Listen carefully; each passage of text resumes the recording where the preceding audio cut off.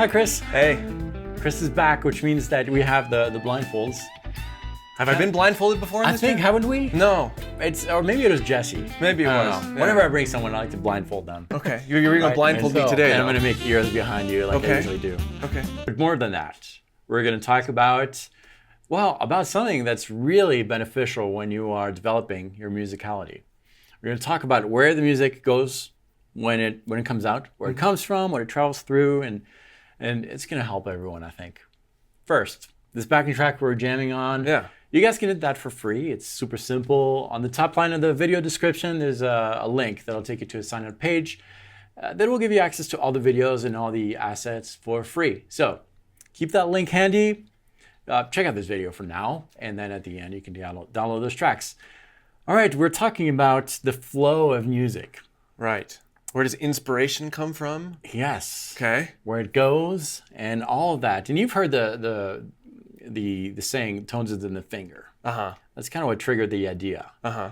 Tone is in the fingers, kind of, but there's more to that. So before we start exercising this, let's talk a little bit about the flow of the musical idea. Right. We're going to start with the end point, Okay. which is the ear, right? The listener's ear. The listener's ear. Okay.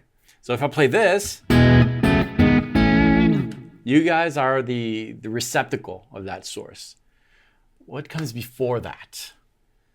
Well, it's the person creating the music, Yeah. right? And it's not just about the fingers on the fretboard. Then it's all the baggage that player brings.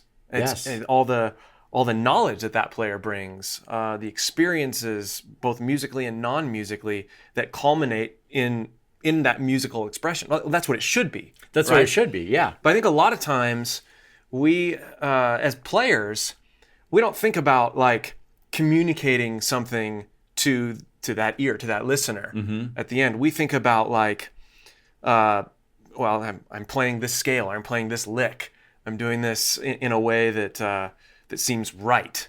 Yeah. It's not music, really. It's one part of it, but you're right. There's much more to it. And not only that, the scales and all that, but there's even we can get into the technical aspect, the tones we're reusing, the amps, the effects, the signal chain, and that's a whole different area of focus that's Right. also important to support that musical idea through its travel, but that's not the only thing. So yes, there's the tone, there's the scales, and even before that, there's the feeling that you put into a note. There's The inspiration behind what you're playing. the focus, the idea, the stories that you're telling yourself and the audience. Right. All of that is part of this big flow of the musical idea. Yeah. So we're gonna make different boxes, and in these boxes we're gonna fit these ideas. I think we can sum it down to 3 boxes. Okay. Is the physical. So that involves anything that you can touch. So that's your muscles, that's your technique, that's the amps, that's the effect pedals, all of that. That we're going to call this the physical realm. And then you mentioned scales and things like that. That's not something you can touch. What could we call this? Mental. Mental. It's That's what you good. know. It's your knowledge. That's a great word, yeah. So all that is invisible, but yet it's still present. So that's our second box. And I think I'm going to call the third box where you have the feelings and all that. That's gonna Emotional, be, spiritual. Yeah, emotional, spiritual. Yeah, so let's call it the spiritual box. So we got 3 boxes. And I think we can even classify players oftentimes in one of these boxes. Sure. If I think, Carlos Santana, I'll probably put him in the spiritual realm. Yeah. Even hearing him talk, it flows out like that. I'm not saying that his physical box is empty. He does have technique and all that, but that's the first thing that comes to mind. And I think the truth can be said with a lot of players, if we're honest. Yeah, this guy is more of a feeling player. This is more technical player. But ultimately, the culmination of all 3 in a unique balance is what makes you you. Yes. And Yep. if one of these is severely lacking, for example, we're all physical players. We're consumed with the right sounds out of our amps and the right technique. Yeah. We're consumed with all those sorts of things, and we don't tap into like what drives us to make great music, or how we're feeling that day comes out in a note. In other words, we don't learn to speak on our guitar. We're going to be great technically, but we're not going to have a whole lot to say. Yeah. And then there's the whole other side of that, where if you are maybe not that technically proficient yet or ever, but you have a lot of emotion driving you, but your technique is limiting you in the way that you want to be able to express yourself on your instrument. That's the other extreme, and neither extreme is where we want to be as guitar players. We want to live in the middle, or with a blend of all of those. Yes, and I think that's exactly right. It's a balance of all those things that make music stand the test of time and be received by the listener as best as it can be. So today we're going to try to at least be aware of those 3 different boxes. Yeah. And I feel that the biggest problem when trying to touch into those 3 things is the visual aspect. Because we all look at ourselves playing, we look around, and we're heavily influenced. You know what? I just had this thought. That's why, when people pray, they often close their eyes, so they're not affected by that visual thing. So we're gonna do that. We're gonna pray musically, if you will, and really tap into that thing. Okay. So that's where these come into the play. Okay. Would you do the honors? Sure. Okay. So Chris is gonna be blindfolded, and the idea here is for me to send you a musical idea. Okay. I'm going to send it to you, and so your receptacles, your ears, are going to be the only things involved right now. Okay. So here's my idea. Play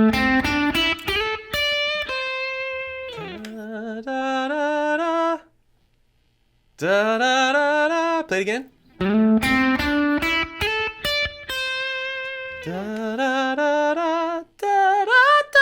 Nice. I wouldn't have been able to touch that one, that pitch. But yeah, that's it. Okay. Okay. Now, what was involved when you first received that? You automatically started to sing. So what? I started to sing and imitate what I heard you play. Yeah. Not just in the notes, but and there wasn't, I don't think, a whole lot of thought put into what you just played, like in terms of phrasing, but I tried to capture some of that with my voice. And that kind of involved, there was part of it was physical material, because you were singing, you were involving some muscles in there. But I think the way that you were able to replicate that is that so easily, maybe not for the higher pitch, but you nailed them.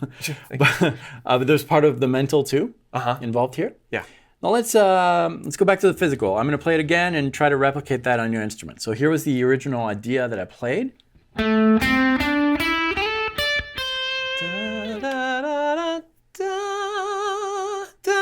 I think you.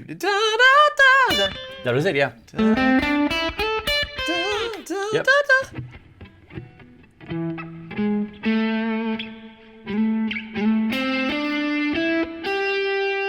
Oh, so. That was close, yeah. Oh. Okay, great.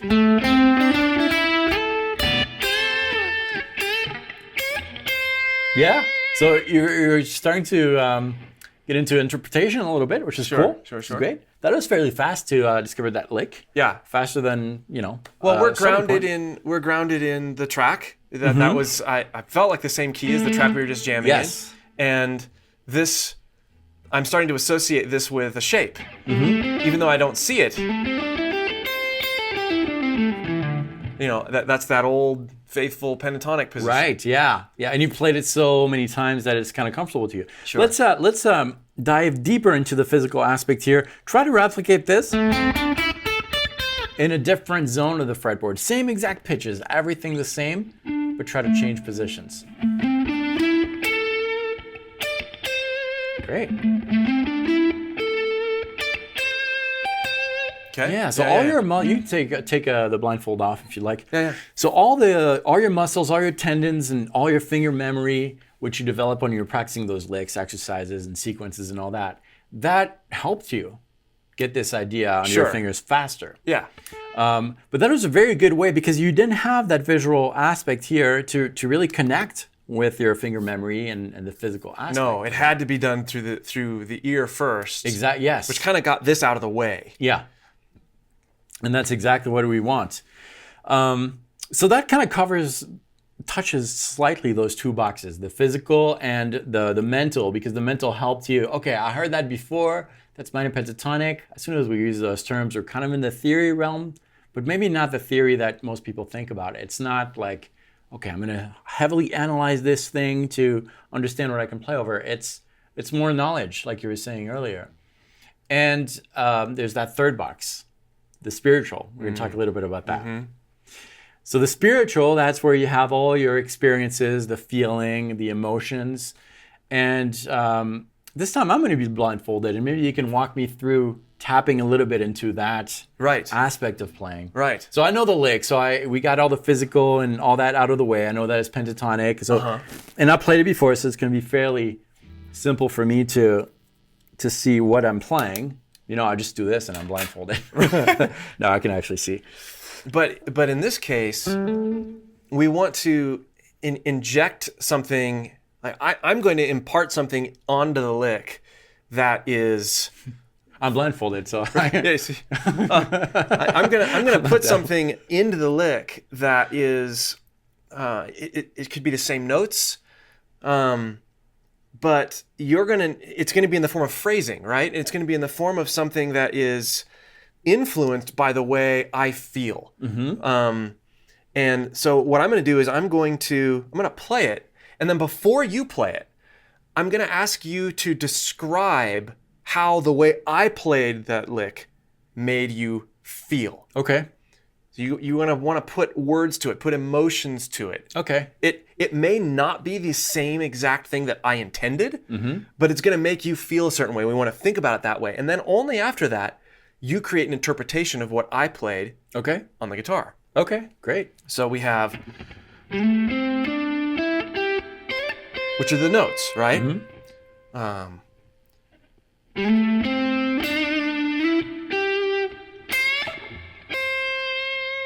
Okay.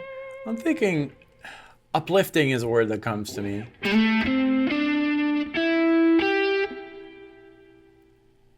I'm gonna go a little deeper here. Okay. I'm gonna change positions. Okay.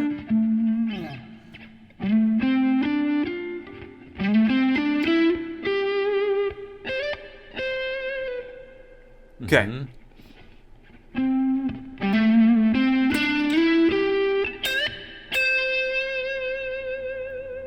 Okay.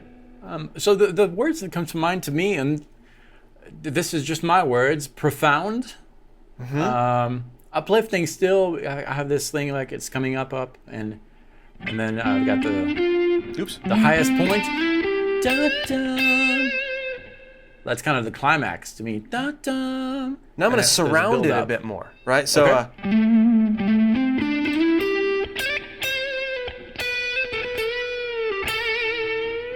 How did that change? I realized it was two separate licks, but I've contextualized it a bit. Yeah. I still have profound, but even more profound, deep. Go ahead, play that again several times.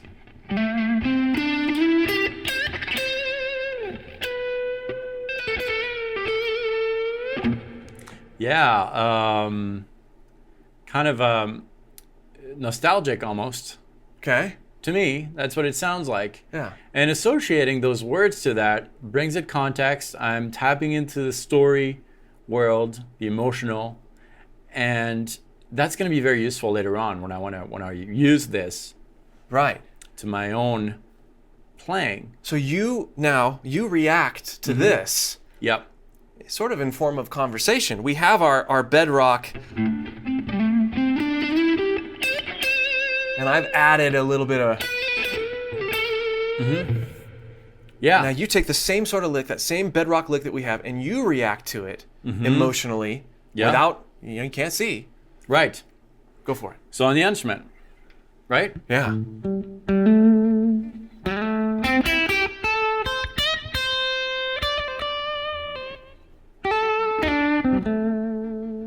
It's kind of what I feel would come out.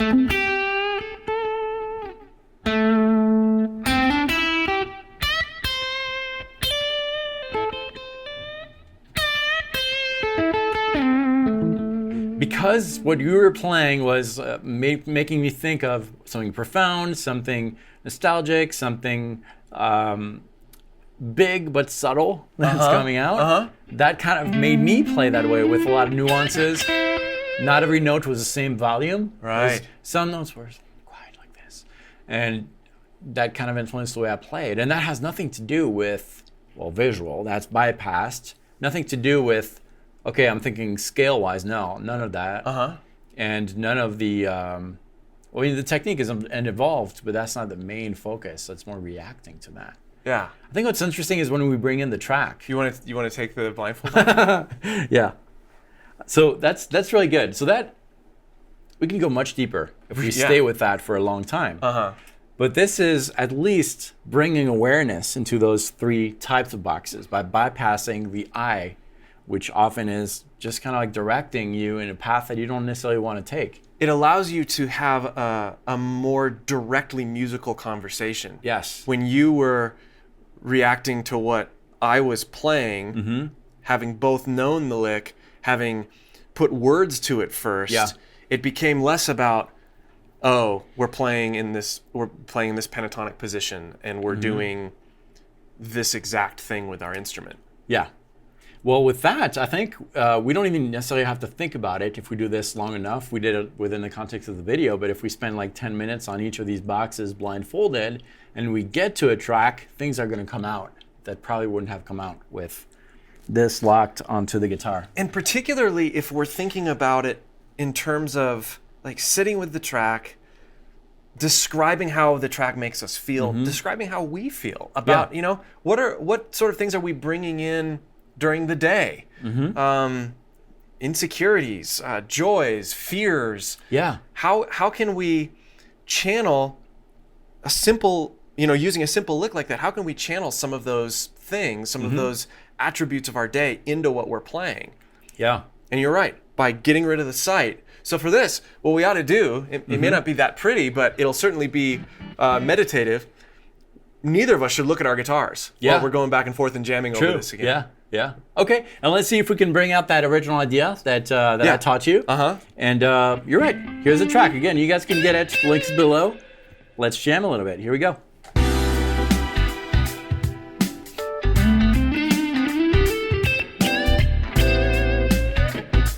Oh, I need to have my Yeah, I do too.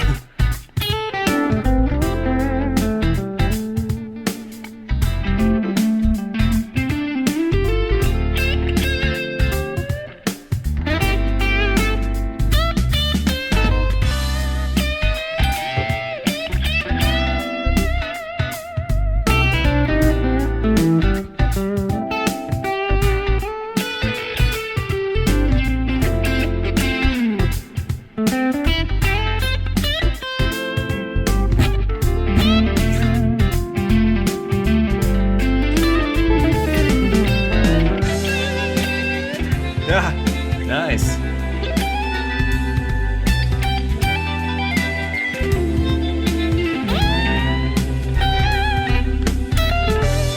Took a leap of faith there. I'm gonna focus on this note here.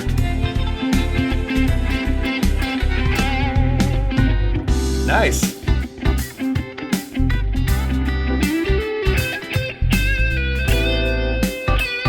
So we're borrowing from that sort of phrasing on that original lick. Yeah.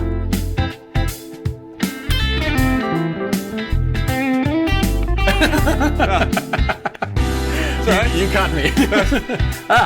Stop. There we go. There we go. Yeah. That was fun. Yeah, that was fun. Interesting experiment. Did you feel me untune you a little bit? Is that what you did? Oh, I thought maybe it just dropped out of tune. Sorry. Yeah, it was the G string, right? The low E string and the high E string. Okay, well, I just wanted to react with that. Sure. But you did well. That's a bending, maybe. Anyways, this is super fun. Yeah, it's fun jamming with you. Yeah, you too. Same. We should do this again. Yeah, absolutely. What are you up to these days? Well, playing a lot of guitar. Yeah. Doing a lot of recording. Helping you with some courses. Yes, yeah. That is super exciting. Through the courses that we've done, you have inspired me to start my own YouTube channel. Nice. I've been teaching guitar online for a long time. Yeah. And the work that we've done together has been great, and I want to continue to do more of that. And so a couple weeks ago, I threw a bunch of videos on my YouTube channel, and I'm doing 2 a week.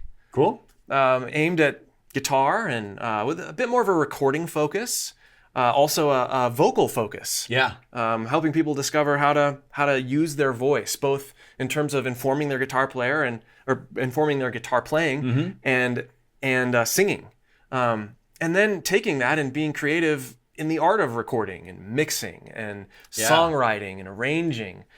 So a lot of the videos that are up there right now support those sorts of things, and kind of go well with what you do here on this channel. Yeah, I think that's why we work well together. That's why we've been discovering that. We started, I mean, we didn't start teaching together, but we met each other through a different platform, and we were teaching there. A decade ago. Yeah, that was a while back, and I'm so glad we started doing these things. Yeah. What's your channel? YouTube.com/Chris Lipe, my first and last name. So I'll leave the link below. It'll be easier for everyone. But if you want to check it out, let me know. Subscribe if you like the videos, and we'll be doing things back and forth on each channel that will, if you want to get slightly different perspectives of similar topics, you can. Cool. This is fun. I hope you guys felt inspired with this lesson. The track's below. Just grab it and tap into those 3 boxes, and we'll be doing more. Thanks so much, Chris. Yeah. See you guys soon.